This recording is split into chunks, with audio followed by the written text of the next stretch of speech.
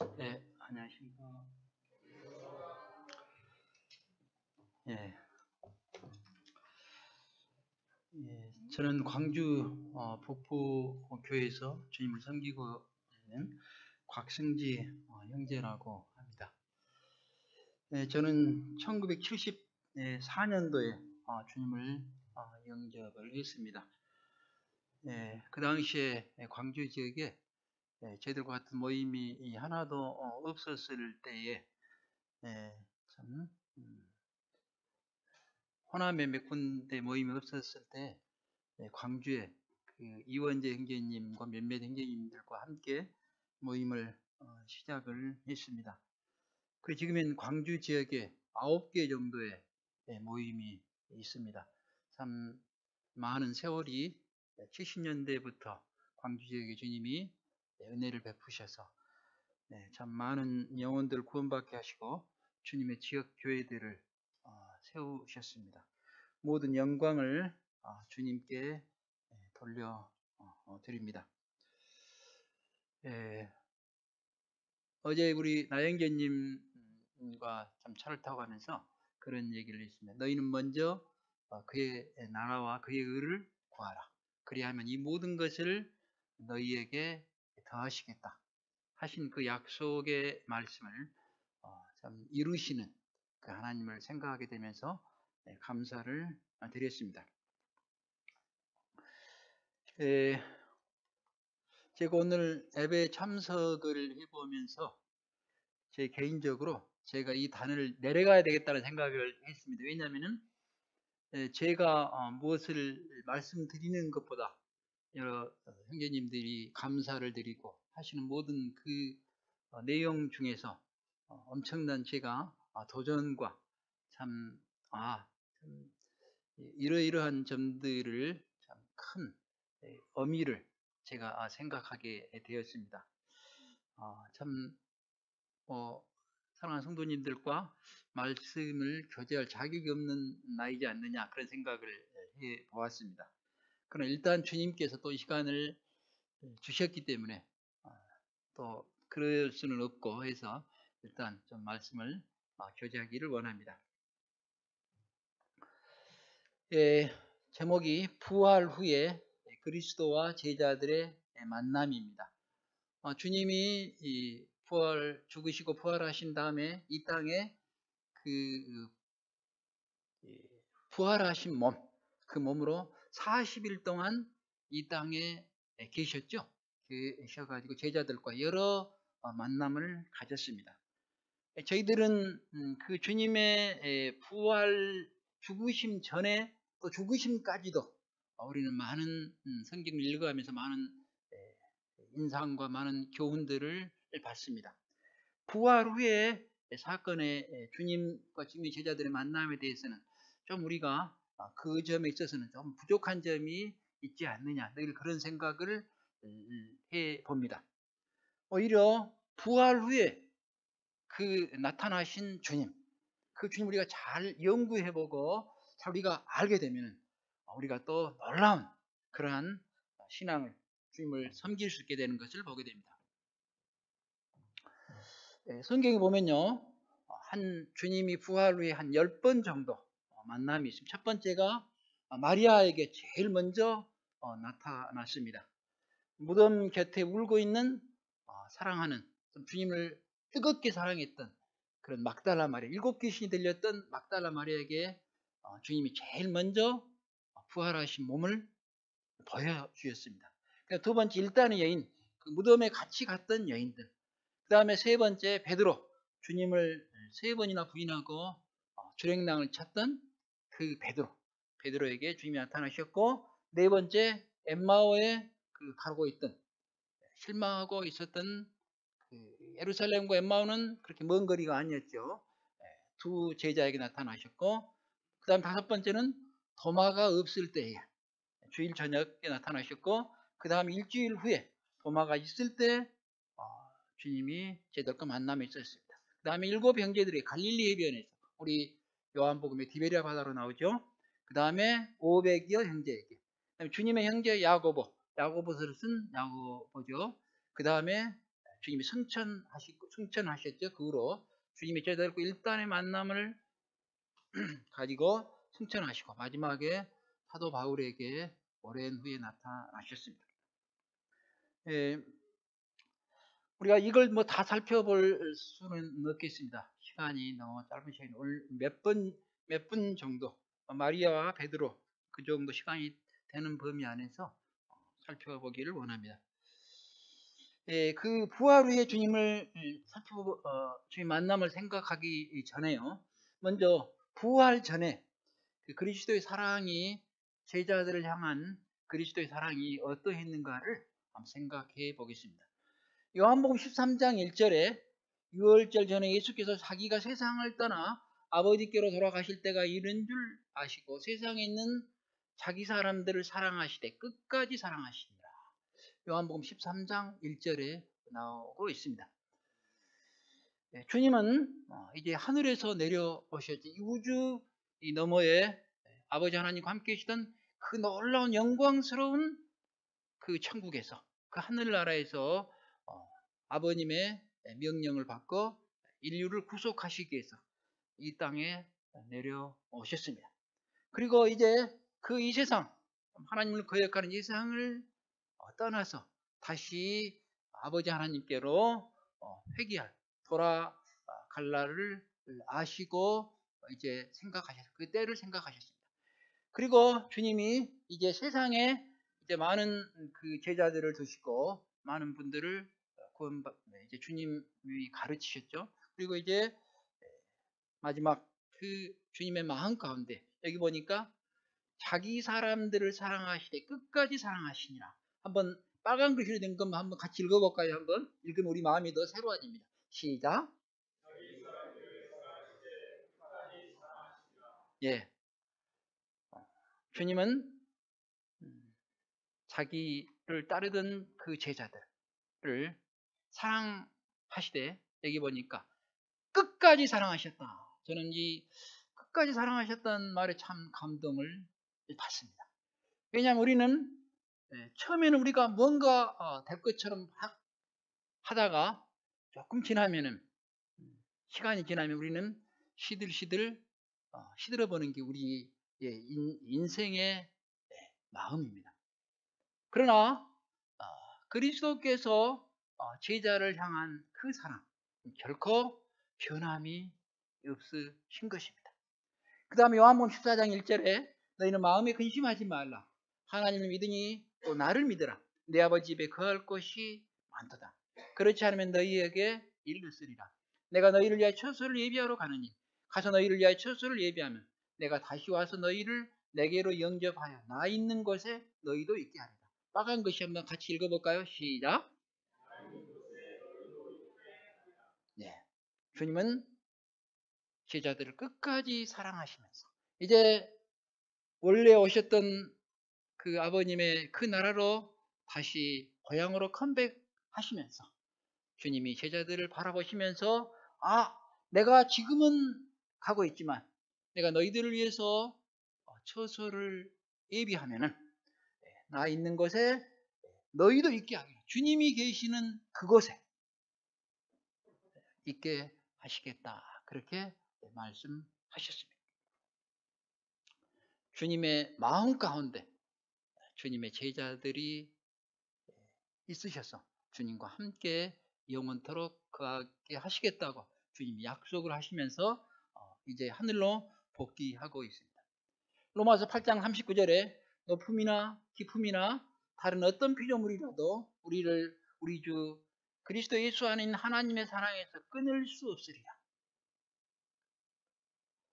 제자들을 향한 그 그리스도의 사랑에서 끊을 수 있는 것은 아무것도 없다고 로마서 8장 사도 바울이 말하고 있습니다. 기품이나 참 천사들이나 어떤 권세나 어떠한 것도 그리스도 안에 있는 그 하나님의 사랑에서 결코 끊을 수 없다 하고 사도 바울은 로마서 8장 마지막 구절에 우리 주 예수 그리스도로 말미암아 이김을 주신 하나님께 모든 영광을 돌리고 있는 것을 보게 됩니다. 예수 그리스도는 어제나 오늘이나 영원토록 변함이 없으시죠. 그렇죠? 주님의 마음은 변함이 없으십니다. 이 주님,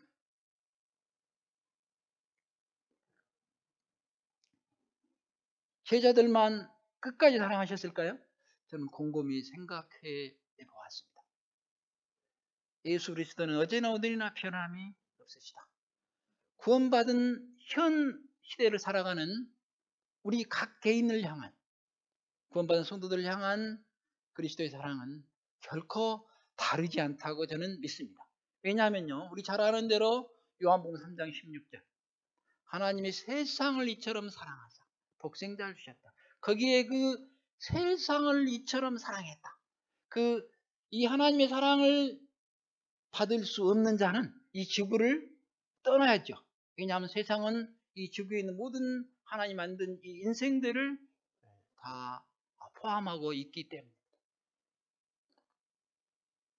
주님 당시 제자들만 향한 그리스도의 사랑뿐만 아니고 우리를 향한, 우리 각 개인을 향한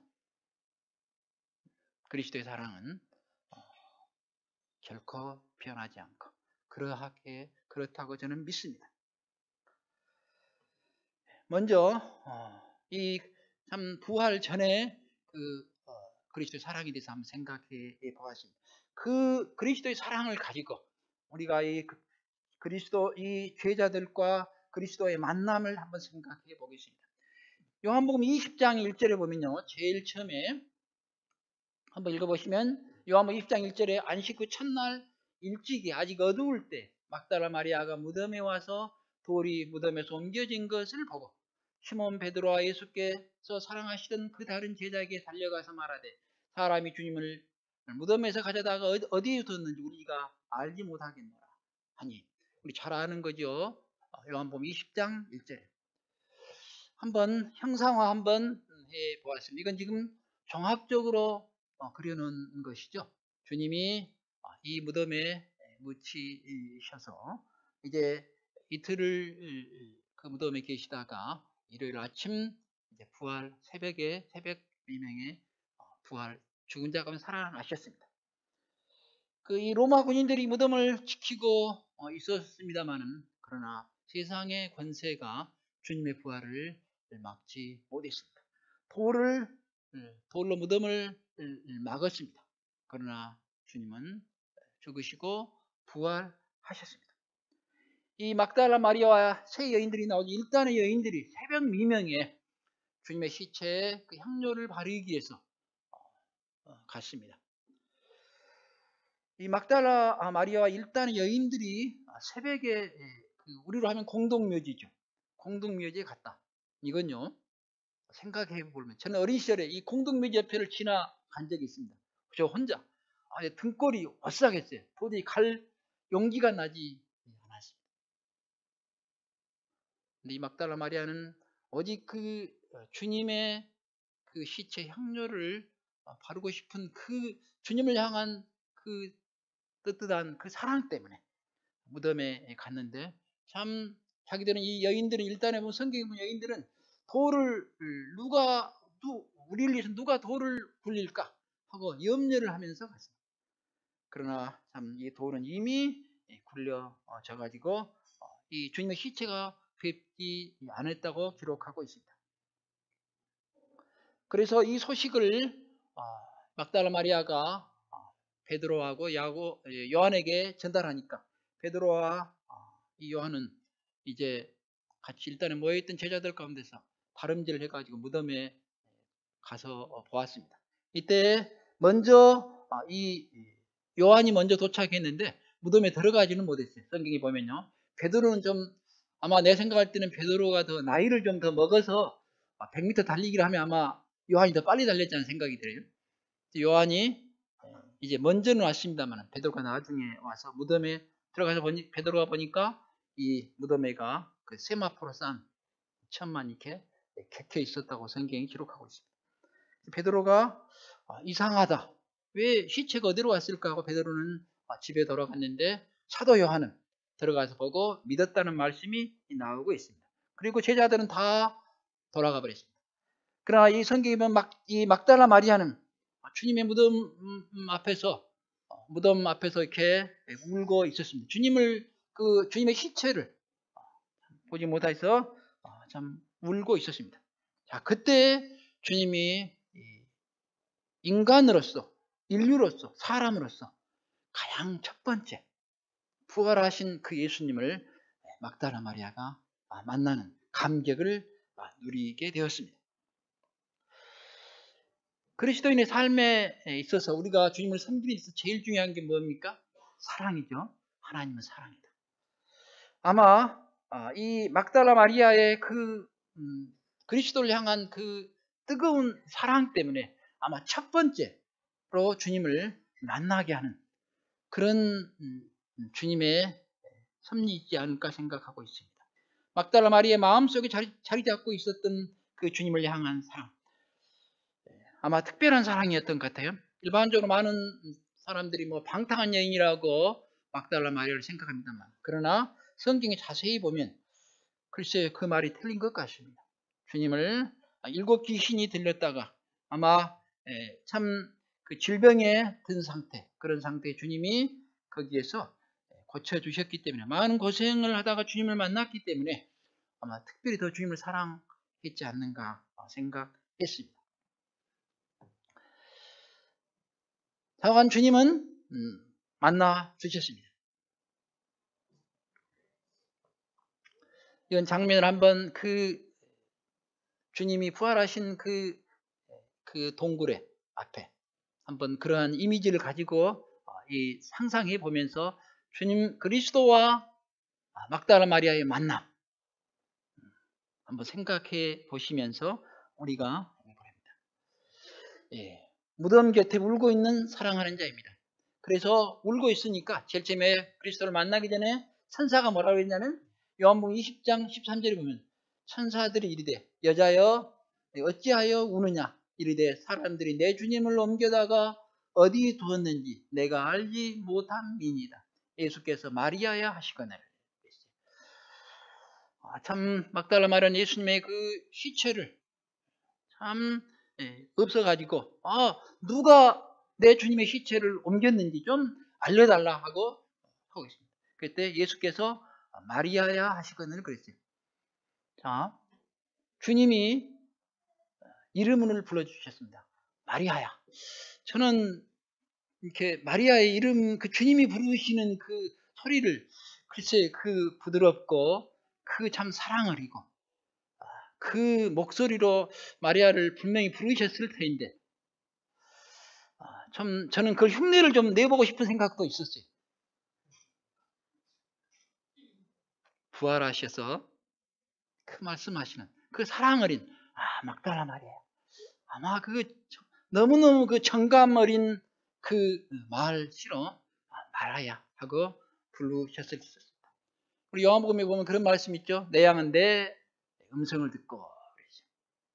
우리 주님이 각 개인을 향해서, 구원받은 성도들을 향해서 우리 이름을 부를 때 그저 퉁명스럽게 부른다고 저는 결코 생각하지 않습니다. 우리 구원받은 성도 한 성도를 주님은 자기 피로 구속하신 성도님이기 때문에 우리 부르실 때 우리를 참 놀라운 그 애칭을 가지고 우리를 부르신다고 생각합니다. 그래서 예수께서 마리아의 하시거늘 3년 동안 주님과 함께 많이 있었잖아요. 이 막달라 마리아가 주님 말씀하시니까 잽싸게 그 주님의 음성을 알아먹었습니다. 근데 막달라 마리아 한 가지 좀 오해한 게 있었어요. 막달라 마리아는 무슨 시체를 찾고 있었습니까? 이미 돌아가신 주님의 시체를 찾고 있었습니다. 그러나 막달라가 참 다시 주님이 분명히 살아나실 거라는, 부활하실 것이라는 그 그리스도의 말씀을 아직 믿지 못했죠. 주님을 사랑하는 마음은 있었습니다만은 참 그리스도께서 하신 말씀, 다시 내가 살아날 것이라는 그런 그 주님의 말씀을 마음에 깊숙이 간직했다고 한다면은 아마 더 빨리 알았겠죠. 그리고 부활하신 주님을 더 빨리 알았을 것입니다. 우리는 항시 우리의 소망의 근거로서 나의 열심이 아니고 그리스도께서 어떻게 말씀하셨는가, 거기에 우리는 마음을 가져야 되는 것입니다. 다음 주님 여기서 예수께서 마리아의 하시거늘, 이제 그때 주님이 하시는 말씀을 자기 앞에 나타났는데도 잘 모르고 있는데 이름을 부르니까 알았습니다. 우리가 그렇죠. 우리가 성경을 읽으면서 우리는 주님을 많이 봅니다. 그러나 이 말씀 속에서 주님이 나의 개인적으로 많은 말씀들을 해주시죠. 그때 우리는 주님의 음성을, 개인적으로 말씀하시는 주님의 음성을 우리는 듣습니다. 이때 마리아는 히브리 말로 선생님이라, 예수께서 이르시되 나를 붙들지 말라 그랬어요. 아마 이 마리아가 예수님, 주님이 너무, 그리스도가 너무 반가워서 우리말로 하면 포옹을 했다. 좀 그 표현은 좀 그런 것 같고요. 어땠을 것 같아요? 우리 자매님들 생각해 보시면 그 놀라운 주님이 딱 자기 앞에 주님이다 이제 알았습니다. 아마 마리아가 이렇게 포옹을 했는가? 글쎄 그건 아닌 것 같고, 이 성경에 보니까 이 다리를 감싼 것 같아요. 주님의 그 부활하신 그 몸의 다리를 이렇게 감싼 것 같아요. 그러니까 주님이 뭐라 했습니까? 나를 붙들지 마라. 나를 만지지, 다른 성경에 보니까 나를 만지지 말아라. 그렇게 기록했어요.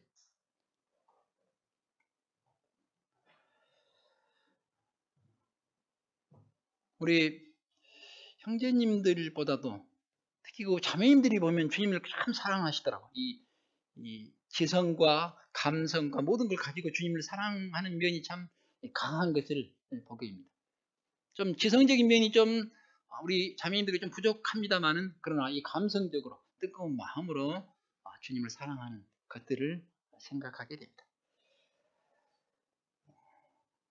그래서 여기 뭐라고 했냐면 나를 붙들지 말라. 내가 아직 아버지께로 올라가지 아니하였노라. 너는 내 형제들에게 가서 내가 내 아버지 곧 너희 아버지, 내 하나님 곧 너희 하나님께로 올라간다 하시니. 이제 주님이 하시는 말씀 명칭이 바뀌었습니다. 옛날에는 제자들이었습니다만은 이제는 예수 그리스도, 그리스도의 아버지, 또 형제들의, 구원받은 성도들의, 제자들의 아버지라는 단어로 바뀌었습니다. 또 내 하나님, 또 너희들의 하나님으로 바뀌었습니다. 그러므로 이 막달라 마리아는 부활하신 주님의 몸을 뵙고 얼마나 감격스러운, 아마 주님이 여기서 붙들지 마라, 만지지 마라 했는데 아마 주님을 붙들었으면 이 마리아는 기절했지 않을까 생각하게 됩니다. 그렇기 때문에 주님이 붙들지 마라 그렇게 하시지 않았는가 생각해 봅니다. 히브리서 13장 8절에 예수 그리스도는 어제나 오늘이나 영원토록 동일하신, 같이 한번 읽어볼까요? 시작.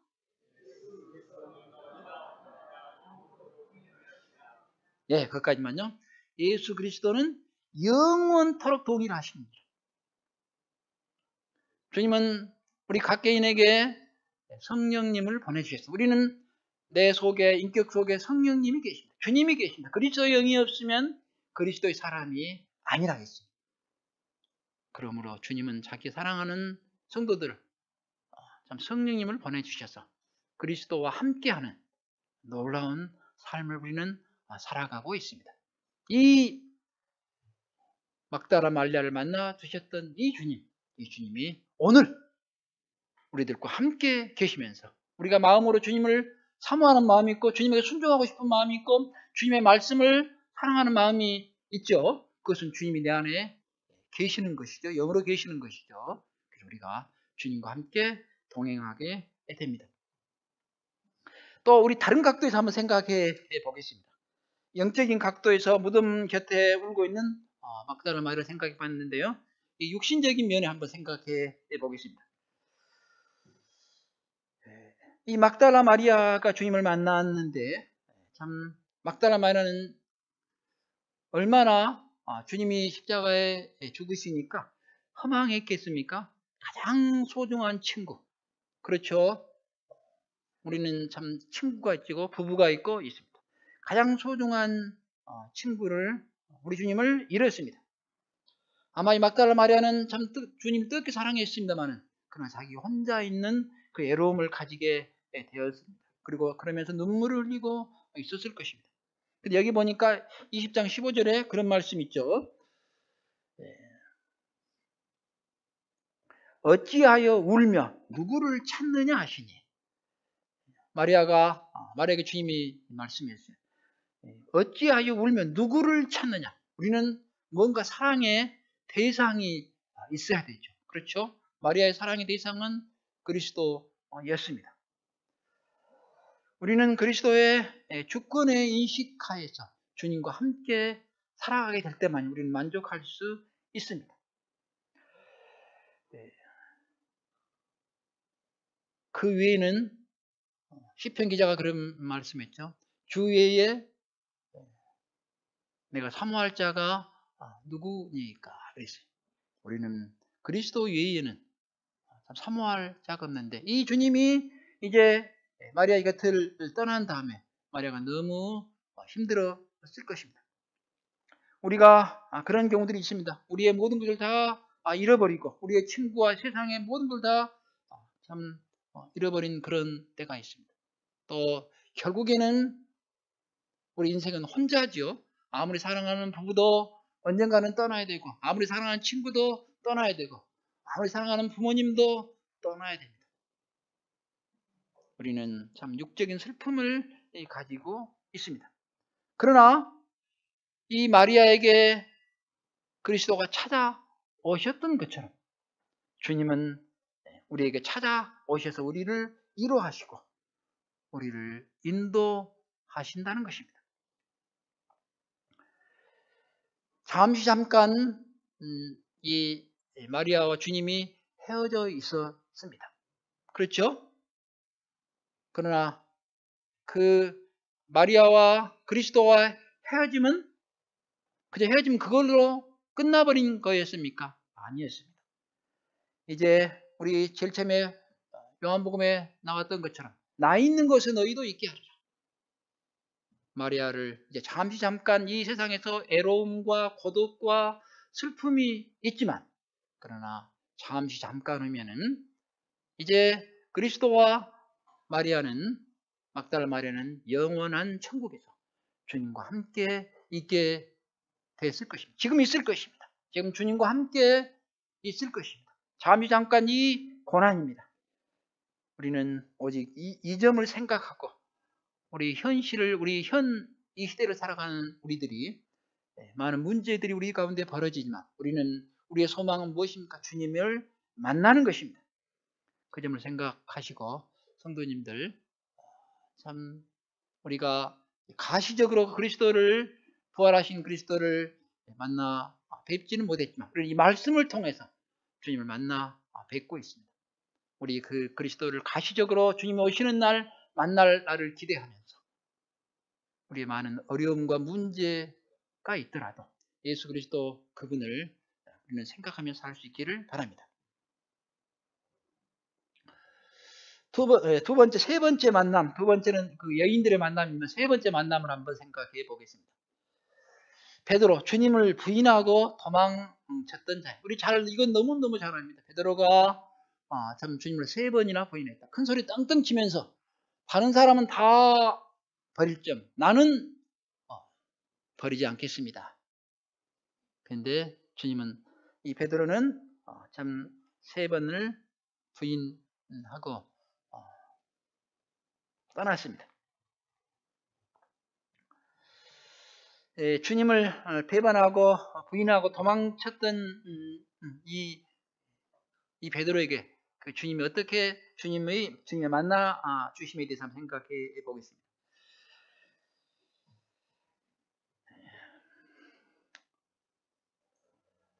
베드로가 그랬죠. 베드로가 누가복음 22장 60절에 베드로가 이르되 이 사람아 나는 내가 하는 말을 알지 못하노라. 아직 말하고 있을 때 닭이 울더라. 22장 누가복음 22장 61절입니다. 주께서 돌이켜 베드로를 보시니 한번 같이 읽어볼까요? 빨간 글씨만 시작. 예, 이건 어떤 장면이냐면요. 베드로가 이제 주님하고 먼 거리에 있지 않았습니다. 주님은 이제 그 뜰에, 제사장 뜰에 이제 있었고, 이제 베드로는 이제 요한이 그 안으로 들어가겠죠. 밖에 있는 베드로를 들어와서 이제 눈으로 볼 수 있는, 베드로가 주님을 이제 그 눈으로 이렇게 볼 수 있는 그런 지적인 글이 있었습니다. 그래서 3번을 딱 부인하고 나니까 닭이 울었다고 기록하고 있습니다. 그때 여기 보니까 주께서 돌이켜 베드로를 보시니, 아마 주님은 그 대제사장을 향하고 있었을 것 같아요.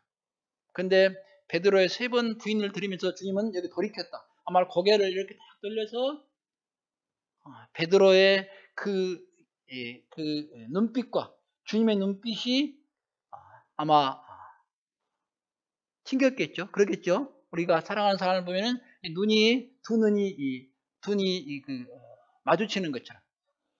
그래서 베드로가 주의 말씀 곧 오늘 닭 울기 전에 내가 나를 3번 부인하심이 생각이 나서 밖에 나가서 심히 통곡하니라, 그렇게 기록하고 있습니다. 다 주를 버릴지라도 자기는 버리지 않겠다라고 자신만만하게 베드로가 그리했습니다. 근데 참 그렇게 하고 나서 통곡했다고 그랬습니다. 베드로의 그 심정과 이때 주님의 그 심정이 어땠을까 한번 생각해 보겠습니다.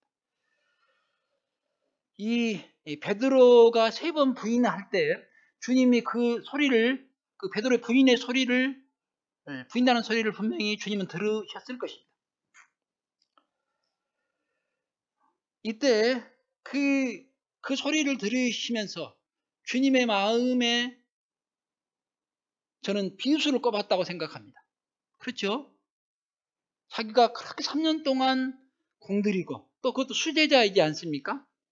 얼마나 많은 사랑과 정성을 다 쏟았는데 또 그렇게 가르쳐 주시고 그렇게 했는데 가장 어려운 순간, 주님을 부인해서는 안 될 가장 그 꼭지점에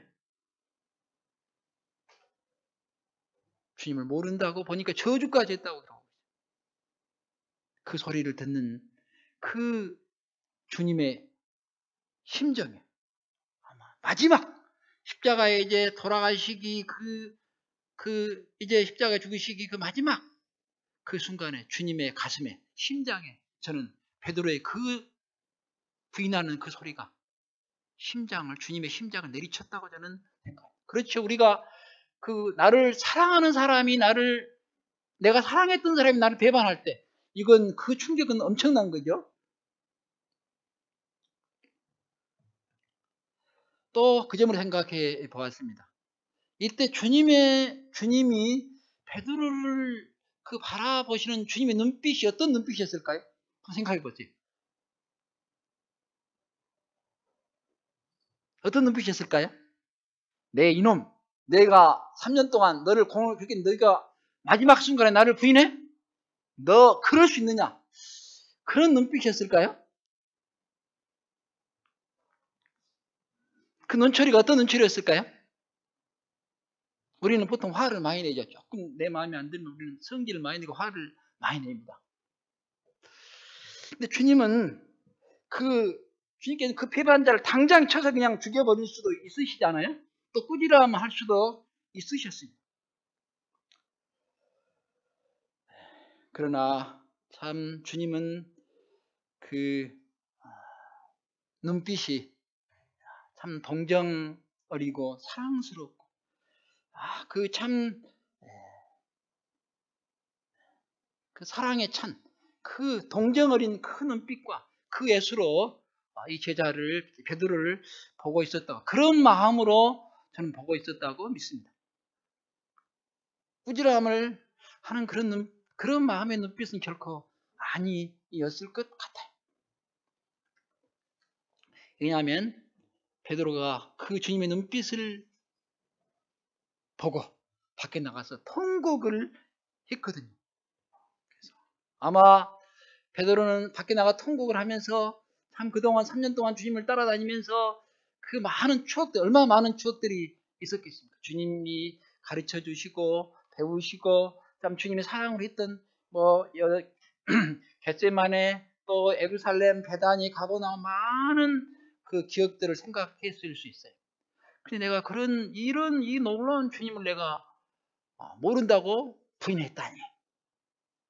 보니까 그래서 아마 참 통곡했을 것 같아요.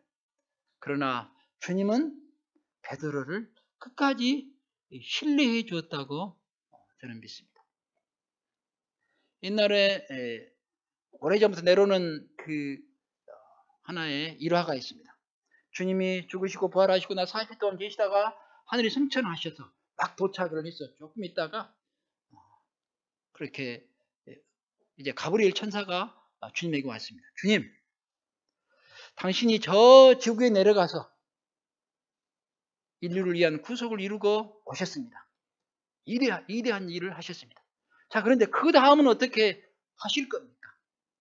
그 다음 스케줄은, 그 다음 계획은 주님, 어떤 계획을 가지고 계십니까?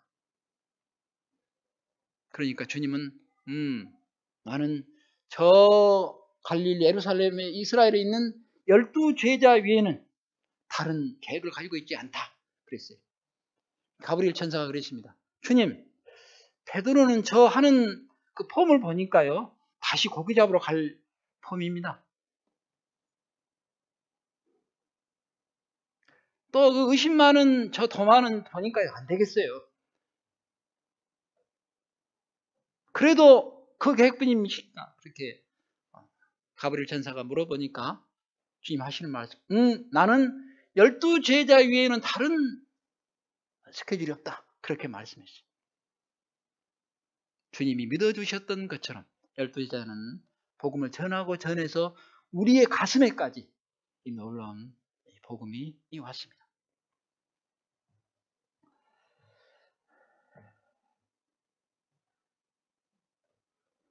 주님은 저희들을 믿어주십니다. 저는 늘 우리가 이 세상에 생활하면서 우리가 주님을 섭섭하게 하는 것이 얼마나 많습니까? 그렇죠? 우리가 거짓말 했을 때도 있고 세상을 사랑해가지고 세상의 탐욕에 빠졌을 때도 있고 얼마나 많은 우리가 실수와 부족함이 있습니까? 그때 이 주님을 부인했던 이 베드로를 주님이 바라보시는 그 눈빛으로 우리들을 보시고 계신다고 저는 그렇게 믿습니다. 결코 그 눈빛은 변화하시는 분이 아닙니다. 저는 그런 주님을 생각하면서 참 마음으로 눈물을 흘려본 적이 있습니다. 예수 그리스도는 어제나 오늘이나 영원토록 변함이 없으시다.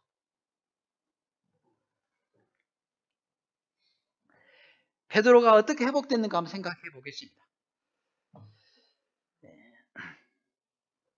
베드로는요, 주님이 베드로를 쳐다볼 때 그때 회복되기 시작했습니다. 그 다음에요, 주님은 그 십자가에 죽으셨죠? 누가복음 24장 34절에 그런 말씀입니다. 한번 읽어볼까요? 자, 시작. 예. 주님이 십자가에 돌아가시기 전에 마지막 베드로를 쳐다보았습니다. 그때부터 베드로는 회개하기 시작했어요. 두 번째, 여기 이제 일단의 여인들이 이제 무덤에 갔죠. 가서 이제 다시 무덤에 시체가 없는 것을 보고 다시 돌아왔습니다. 돌아와서 제자들이 마가의 다락방으로 믿습니다. 그곳에 와서 이제 요한 시몬 여기 보니까 주께서 과연 살아나시고 시몬에게 나타나셨다는지라. 여기 제가 빨리 못하겠습니다만은 그 일단의 여인들에게 이 시몬이란 그 베드로란 이름을 구체적으로 거명했어요. 여인 이제 내가 한번 생각해 보았습니다. 베드로가 주님을 부인하고 나서 어쨌을까요? 예루살렘이 어디 구석에 가서 틀어박혀 가지고 아마 눈물을 흘리고 있었을 거라고 생각이 되어집니다. 그러고 자기 제자들은 모이는 곳에 왔어요. 근데 일요일 부활하신 날 새벽에 이 무덤에 갔던 이 막달 마리아와 여인이 와서 이제 주님이 사랑하셨다 선포했습니다. 그때 특별히 뭐 요한이라는 말을 안 했습니다만 시몬에게 말했지. 시몬이 실명을 거명했지. 왜 그랬을까 생각해 보니까 아마 이 베드로가 제일 실망했을 것 같아요. 그렇죠? 자기 스승을 이렇게 3번이나 부인했으니 어떻게 주님을 볼 수 있겠습니까? 그래서 두 번째 이 소식을 듣고 아마 베드로는 그래도 용기를 냈다고 생각이 돼요. 그러나 가장 세 번째는 뭐냐면은 일요일 날 부활하신 날 저녁에 이 베드로를 만나 주셨습니다. 우리 뭐 대통령이 그런 경우 있죠. 독대를 한다. 그렇죠. 어떤 그런 경우 있지 않습니까? 특별히 이 베드로는 주님 그리스도와 1대1로 이 독대하는 게 필요했던 것 같아요. 너무 그 큰 죄를 지었기 때문에.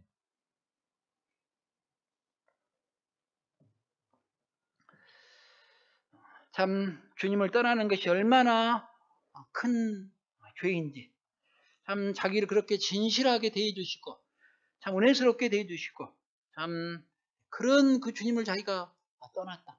3년 동안 그 큰 사랑을 받은 그 주님을 떠난다는 이 베드로의 심정이 낮아질 대로 낮아지고 낮아졌을 것입니다. 깨지고 깨졌을 것입니다. 그때 주님은 베드로를 만나서 이 성경에 보니까 저는 좀 그거에 궁금했어요. 이 베드로하고 그리스도가 1대1로 만났잖아요. 그러면 그 대화 내용이 좀 보니까 아무리 찾아봐도 없더라고요. 뭐라고 했을 것 같아요? 예루살렘 어디선가 만나 주셨는데 만나셔가지고 뭐라고 말했을 것 같아요? 생각해 봤습니까? 주님이 그리스도가 베드로한테 야단치셨을까요? 상상에 맡기겠습니다. 참 주님이 그 주님의 눈빛만 봐도 그 용서와 베드로야, 네가 나를 3번 부인했지. 바로 그 죄 때문에 내가 갈보리 십자가로 갔다고 하지 않았을까? 베드로 전서를 자세히 읽어보세요. 그래서 자세히 읽어보면요, 베드로가 말년에 그 베드로 전서를 기록했죠. 예수 그리스도를 너희가 사랑하는도다, 그런 말씀 있죠. 그 다음에 친히 나무에 달려 그 몸으로 우리 죄를 담당하셨다. 그것이 베드로의 그냥 이론적인 그런 말씀이 아닙니다.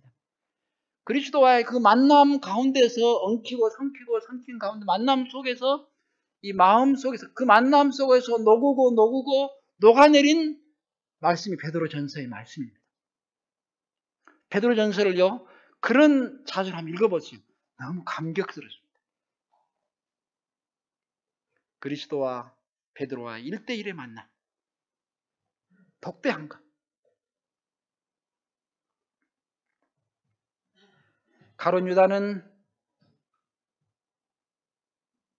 회개에 눈물을 흘리는 것 같지는 모르겠습니다만 그러나 자기의 스승을 배반하고 영원한 지옥으로 가버렸습니다. 그러나 이 배도자인 이 베드로는 순종의 길로 돌아서서 그 용서하시는 주님을 바라보았습니다. 우리가 방황할 때가 많이 있죠. 그렇죠? 우리는 항시 이 그리스도를 생각해야 됩니다. 그러지 않으면 힘이 없어요. 이 그리스도, 풍성한 용서를 해주시는 그리스도, 나의 과거와 현재와 미래의 죄를 영원히 없애버리신 그리스도, 내가 당연히 죽어야 되는데 자기가 십자가를 짊어지고 돌아가셨습니다. 내가 주님을 사랑하는 것보다 그분은 하늘에서 내려오셔서 나의 죄를 짊어지시고 가셨습니다. 어떤 분이 이런 표현을 썼습니다. 창조주께서 피조물의 몸을 입으시고 이 땅에 내려오셨다. 이건요, 이건 우리가 이것을 한 100분의 1만 조금만 알아도 우리의 삶이 바꿔질 것입니다. 근데 더 나아가서요, 피조물들이 창조주를 쳐서 죽였습니다. 이거 그럴 수 있을까요? 우리는 누가 나를 무시하면요, 나를 무시한다고 아주 우리는 제일 큰 게 뭐냐면 자존심이 제일 크죠. 그런데 피조물이 창조주를 죽였습니다. 그건 왜 그랬습니까? 우리를 사랑하신 사랑 때문에, 우리를 구속하시기 위해서 그렇게 하신 것입니다. 그리스도의 사랑은 참으로 놀라운 것이죠. 결코 변하지 않은. 그래서 사도 바울은 뭐라 했습니까? 그리스도의 사랑이 우리를 강권하시는도다. 그리스도의 사랑은 어떻게 나타났습니까? 십자가를 통해서 나타났습니다. 우리는 십자가를 깨달았습니다. 십자가의 도가 멸망하는 자들에게는 미련한 것이요 구원을 받는 우리에게는 하나님의 능력이라. 우리는 십자가 앞에 나아갈 때 이 그리스도가 이제 참 이 베드로가 이 주님을 만난다면 왜 주님이 십자가를 지셨는가? 자기는 베드로는 그걸 생각했습니다. 베드로는 내 죄가 얼마나 내가 큰 죄인인지를 참 베드로는 알았습니다. 정확하게 깨달았습니다. 참 자기의 그 주님이 십자가를 지시는 것을 보면서 그걸 깨달았습니다. 베드로의 그 죄가 자기의 주님을 십자가에 매 달리게 했다는 것을 알게 되었습니다. 그러므로 베드로전서에 그렇게 기록하고 있습니다. 우리 요한복음에 보면 가늠병에 잡힌 여인이 있습니다. 죄 없는 자가 먼저 참 돌로 치라. 참으로 우리는 이 가늠병에 잡힌 이 여인, 그 죄가 저희들의 가슴에 있습니다. 우리는 십자가를 바라보길 때 우리 속에서 이 통렬한 죄를 깨닫는 역사가 있습니다. 우리 정죄의식이 있습니다. 우리는 이 그리스도의 사랑, 베드로에게 어떻게 대하셨는가 생각하게 됩니다. 사실상 가장 우리가 인간으로 태어나서 가장 큰 복은, 우리는 가장 큰 복을 받았습니다. 어떤 복입니까? 십자가에서 참 우리가 십자가를 바라보게 될 때 우리가 받은 복이 얼마나 큰 복인가 생각하게 됩니다. 세상 사람들이나 우리들의 마음 속에서도 내가 주님을 믿고 나서 복받은 것이 별로 없는 것 같다, 그런 생각을 가끔 하곤 합니다. 돈이나 명예나 성공을 다 얻는다고 해도요, 십자가를 통해서 받은 복과는 비교할 수 없습니다.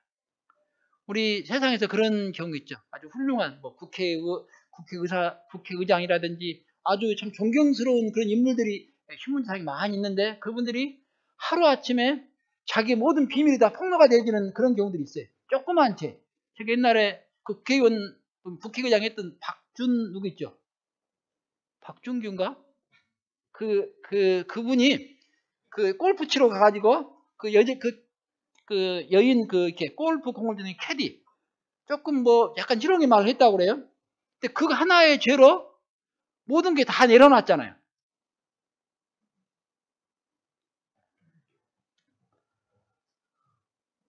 사람이요, 우리의 비밀이 다 폭로가 되어진다고 해보세요. 우리의 죄악이 모조리 다 드러난다고 생각해 보십시오. 제가 옛날에 잘못했던 모든 게 다 드러난다고 생각해 보세요. 그러나 하나님께서는 이 하나님의 도서관에 다 구원받지 못한 사람들의 모든 죄를 다 도서관에 기록하고 있습니다. 아마 예를 들어서 어찌 구원받지 못한 사람이 하늘에 갔을 때 그 자기의 그 부끄러운 것들이 다 기록이 되어 있는 그 도서관에 갔다고 합시다. 그러면 자기의 관계된 기술만 다 어떻게 없애보려고 노력하겠죠.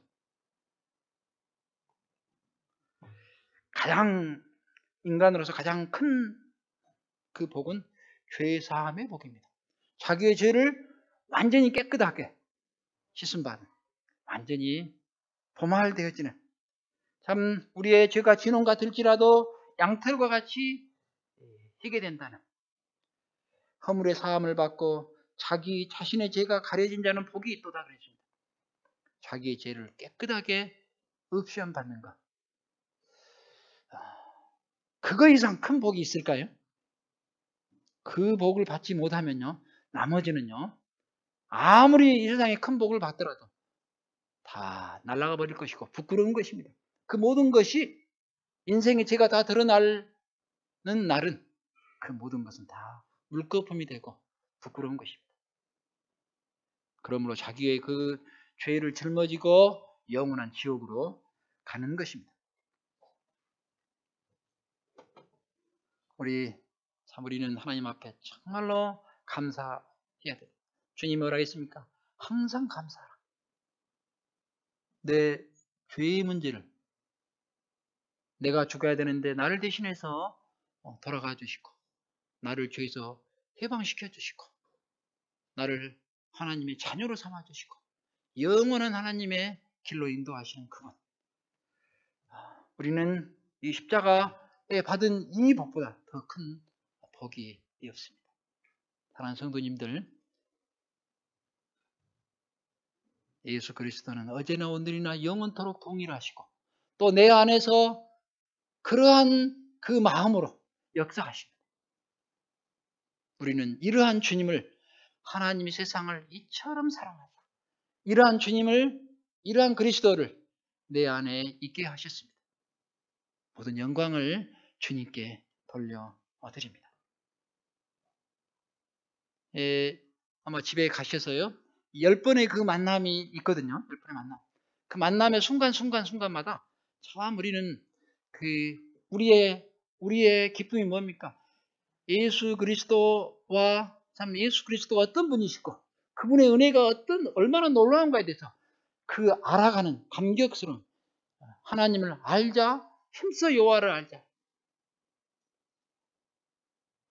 우리가 경험적으로 그분을 알아가게 될 때만이 우리는 만족스러워 할 수 있고 우리가 주님을 섬길 수 있는 힘이 있습니다.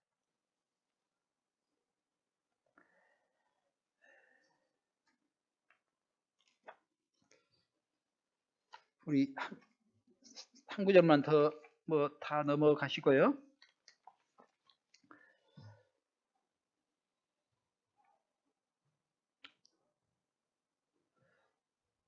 예. 누가복음 24장 47절 주님의 지상명령입니다. 다 같이 읽어보실까요?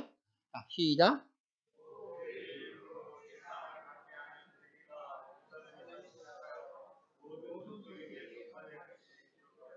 예. 이 죄사함을 받게 하는 회개가 예루살렘부터 시작하여 모든 족속에 전파될 것이.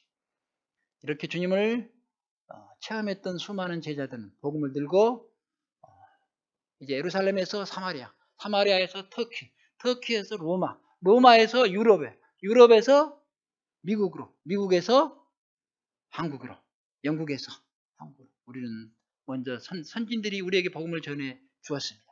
그러므로 우리도 이 복음을 전해야 되는 것입니다. 천사들도 살펴보기를 원하는 복음이라고 했습니다. 저희들이요, 한번 이 그림을 보십시오. 수많은 사람들이 자기 죄로 말미암아 물에 빠져서 영원한 멸망으로 들어가고 있습니다. 자, 그런데 어떤 성도는 여기 보니까 참 사랑하는 여인을 만나서 데이트를 즐기고 있고, 또 어떤 여인은 여기 그림을 그리면서 참 자기의 삶을 즐기고 엔조이하고 있고, 또 어떤 분은 기타를 치면서, 그건 다 필요한 것입니다만 마음의 태도가 그렇다는 것이죠. 그러나 어떤 소수의 사람들은 여기 보니까 튜브를 던지면서 구조대를 던지면서 구원하는 소수의 사람이 있고, 또 어떤 사람은 조그만 보트를 타고 물에 빠진 사람들을 건져 가고 있습니다. 이 구원받은 사람들이 세월이 지나면 지날수록 이 안정적인 것, 물론 다 필요합니다만은, 그러나 너무 자기중심적이고 나는 구원받았으니까 흘러가 버리는 그런 점이 너무 강한 것 같아요. 여기 구명보트를 던지고 구명정을 던지고 구명보트를 던지고 있습니다. 우리 마음을 수술해서 영혼들을 구원하는 일에 우리가 함께 참 물론 제가 와서 보니까 제 북교회보다 훨씬 이 팔공도가 더 열심히 하고 사랑이 많고 그런 것 같아요. 우리 이런 대열에 참 될 수 있기를 바랍니다.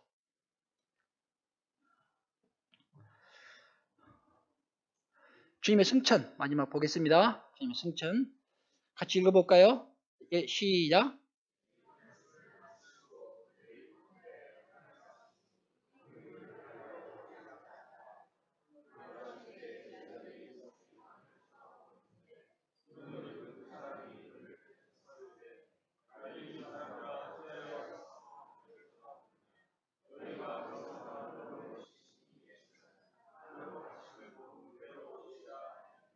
여기 예수는 하늘로 가심을 본 그대로 오시리라. 자, 마리아와 만났던 그리스도, 또 베드로와 만났던 그리스도, 그분이 그대로 오신다고 했습니다. 우리가 그 주님을 만나 뵐 것입니다. 그리고 우리 형상이 변화되어져서 그분과 함께 영원 무궁토록 그분의 나라에서 우리는 참 있게 될 것입니다. 우리는 그리스도와 셈을 해야 됩니다. 계산해야 됩니다. 내가 너에게 주었던 이 복음, 내가 너를 사랑했던 그것을 이 세상에, 이 땅에 잠시 살면서 너는 얼마나 장사를 잘했느냐 하고 주님과 셈해야 될 날은 언젠가는 옵니다. 그리고 가심을 본 그대로 오신다. 하늘문을 여시고 이 땅에 다시 재림 오실 것입니다. 그때 주님의 손은 못자국, 그때 갈보리 십자가에서 못 박히셨던 그 못자국, 그 다음에 옆구리에 그 창자국, 또 1년에 보면 도마에게는요, 주님의 옆구리 창자국을 보여줬던 것이 성경 요한복음에 기록이 되어 있어요. 그 사랑의 흔적을 가지시고 그 몸 그대로 이 땅에 오실 것입니다. 나를 그렇게도 사랑하셨던 그분을 만나 뵙게 될 것입니다. 우리 그분 앞에 가서 그분에게 드릴 것이 없다고 한다면 얼마나 우리가 후회스럽겠습니까? 그렇겠죠? 그래서 사도 요한은 그런 말씀했어요. 예수 그리스도 앞에서 참 무언가 드릴 것을 준비했어요. 보니까 하나님과 하나님의 말씀과 사람의 영혼만, 세 가지만 영원히 존재합니다. 다른 것은 다 없어질 것입니다.